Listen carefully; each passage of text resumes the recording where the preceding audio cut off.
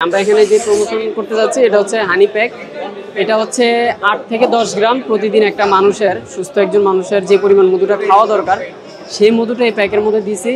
মূলত যে বাচ্চারা এই চোচো বা চকলেট বাহিরের যে প্রসেস ফুডগুলো আছে, প্রসেস ফুডে আমরা জানি যে আমাদের পরবর্তী প্রজন্মটা অনেক বেশি অভ্যস্ত হয়ে যাচ্ছে।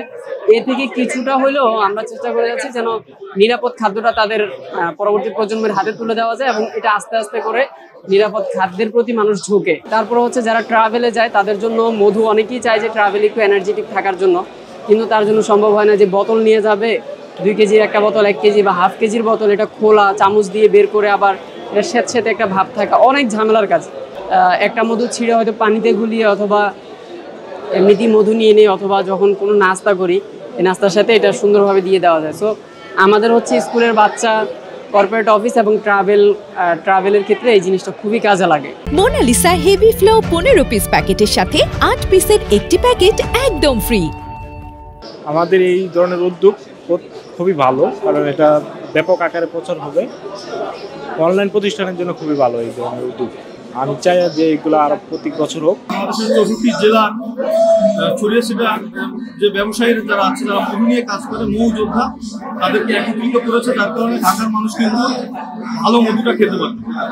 এখানকার মধু ভালো, কারণ এরা হচ্ছে নিজস্বভাবে তৈরি করে, এজন্য বাইরের মধুর থেকে এদের মধু অনেক ভালো। বাইরের তুলনায় অনেক কম, ওরা অনেক কম রেটেই রাখে। বাইরে তো বেশি, এখানে তো ওরা নিজেরা চাষ করে, এজন্য ভালো মধু।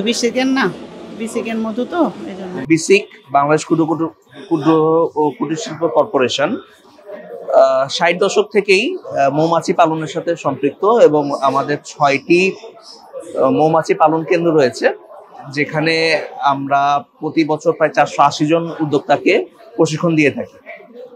এছাড়া আমরা ক্ষুদ্র ঋণ দিয়ে থাকি এই সকল মৌমাছি চাষ যারা প্রশিক্ষণার্থী আছে তাদেরকে। চাষের জন্য আমরা তাদের ঋণ দেওয়ার পাশাপাশি তাদেরকে একটি ফ্রি মধুর বাক্স আর কি দিয়ে থাকি।